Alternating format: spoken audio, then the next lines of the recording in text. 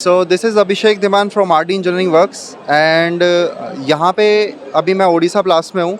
यहाँ पे जो अभी हम मशीन्स डिस्प्ले कर रहे हैं वो पीवीसी गार्डन पाइप और ब्रेडेड पाइप की मशीन डिस्प्ले कर रहे हैं। एंड किसी भी कस्टमर को अगर हमारे तक पहुँचना हो तो हमारे वेबसाइट्स हैं और हमारे कॉन्टैक्ट नंबर हैं, वो मैं आपको डिस्क्रिप्शन में मेंशन हो जाएगा।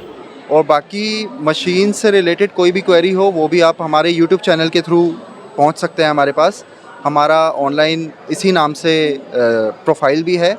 और बाकी मशीन्स से रिलेटेड जिसको भी प्रीमियम एक्सट्रूडर जो भी ढूंढ रहा है, प्रीमियम मशीन्स जो ढूंढ रहा है हाई एफिशिएंसी के साथ, तो वो हमारे पास आ सकता है। हमारे पास क्वालिटी मिलेगी, कोई जुगाड़ नहीं मिलेगा, मशीन्स मिलेगी।